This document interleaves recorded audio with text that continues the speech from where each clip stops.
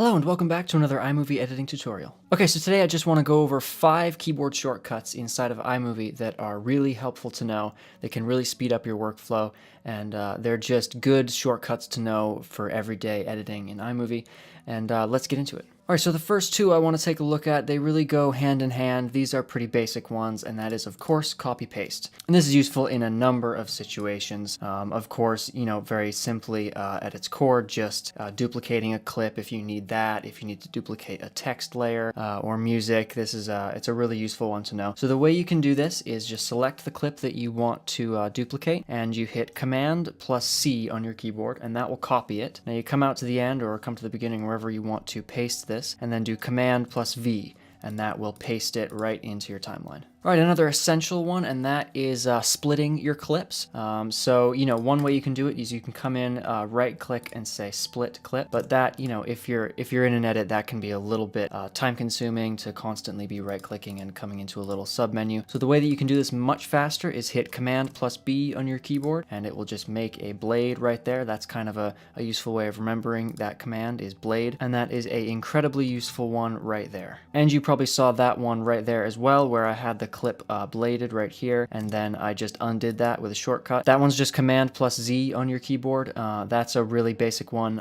That's just to undo pretty much anything across any software, really. And that's a really helpful one to know. So if you make a cut or you make a change in your edit that you don't want, you just hit Command Z and it'll always take it out for you. Okay, so here's a cool one I just recently learned about. So say you've got 2 clips in your timeline or anything that you want to just quickly have a transition between. And say you don't want to go in, because normally you'd have to come up here, go to transitions, find one, choose one, pull it in, drop it down.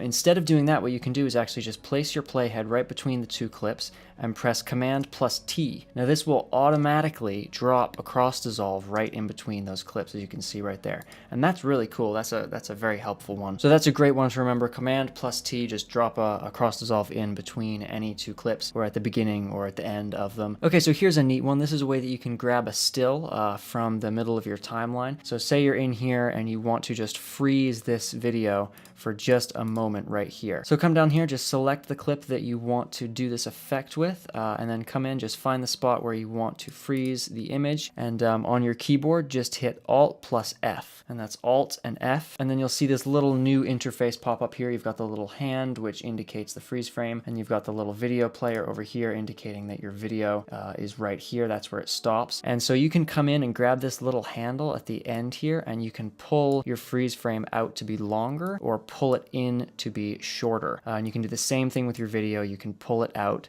and it will actually slow it down so that it doesn't break into this half of the video. So instead of just pulling it out and expanding it out and using this half of the video, it's going to slow it down. And of course, that's something that, if you don't want, you can change that. And of course, if you make it shorter, it will also speed it up.